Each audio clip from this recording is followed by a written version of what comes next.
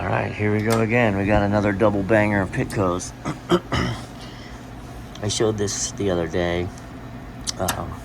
There's just no self-cleaning, right, which we're going to disable that, make that go away.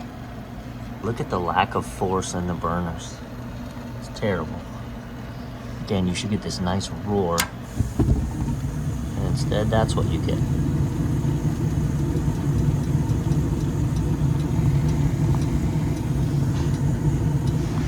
Terrible. Terrible, terrible. All right, with these units that have the self-cleaning setup and solenoid, take the solid state controller down, get that out of the way. It's just 2 screws, and then it unhooks. Okay, and now we loosen this from the valve. That gets us access to the swivel, because remember, we're going to have to drop the swivel to get that gas valve out of the way so we can get to these bottom 2 screws there. So with that pulled out of the way and this dropped down, now I have access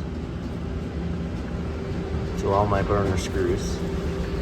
But with a self-filtering, you've also got this that has to come off first, because this runs up in between all the burner loops, so you can't take burners out until you take this down.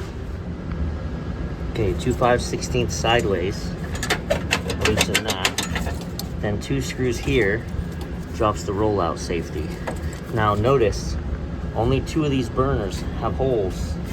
So it does matter that these 2 burners end up being the center 2 burners when we put them back. I'm telling you, I think you can stop right here. And the reason is, these burners are not clogged up. They are tore up.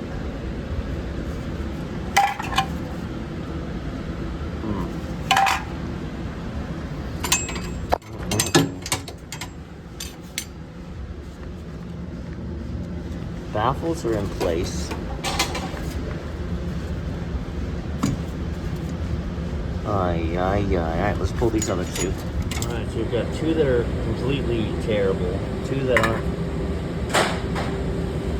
That one's definitely, I mean, we should replace them all, but when I put them back in, I'm going to put these 2 on the left so that we can come back and replace those 2 without a giant snafu. But baffles look good in there. Yeah, so you got intact baffles, albeit all the way back, but they're intact. So we may have a gas pressure issue coming out of the valve, right? I knew we were going to check that, but I also knew no matter what, we were going to pull these burners and clean them. So, like, for those who would be like, well, maybe you just had bad pressure to begin with, I knew we needed to pull these. So it's all just part of the process. I'm going to run the shop vac in here, get out all that ash and soot. So let me show you something quick. I was eyeing up, because I'm not going to reinstall the self-burning tube, because that creates a lot more work when it comes to changing these burners again. But I looked in here because there's a jumper. So this is the same part number board, right? 6014 4001.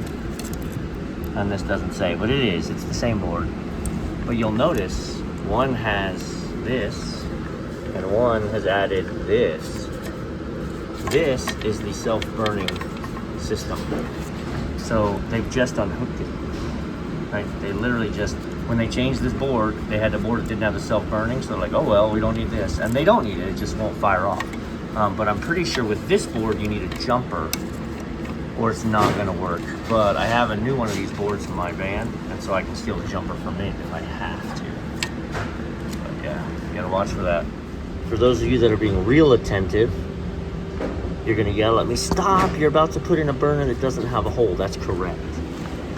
Both of the ones with holes were the center 2, and those are the worst. I'm gonna put those on the right. I'll have 1 screw to tap that into, which is all I'm gonna need.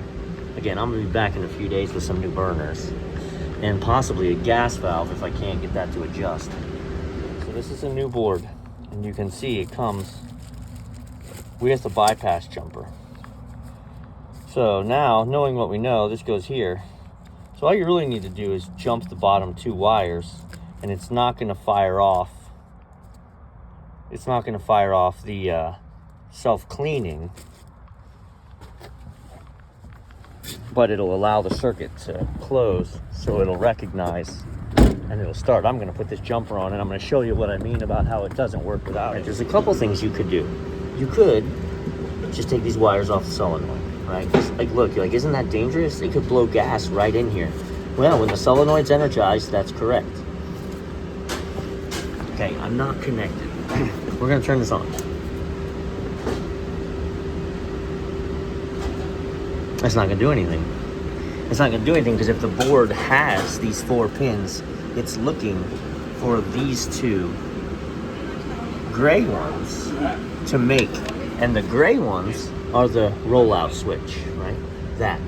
So the rollout switch is only there so that if there's fire, so when we plug this in, tick, tick, tick, tick, tick, tick, tick, tick, this is not going to fire at all.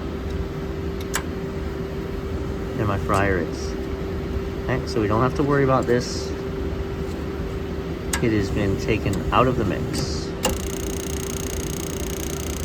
Okay, so I think I've got a gas valve issue. My valve is open.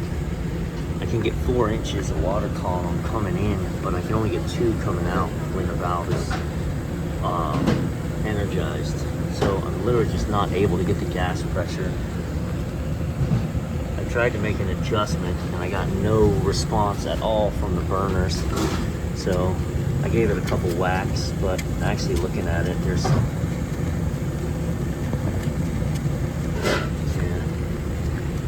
probably an original valve from 2014. Let's get 2 burners and the valve sucks. Come out here this morning to get this running and blazing for them, and not gonna get there. Not gonna get there. Boo.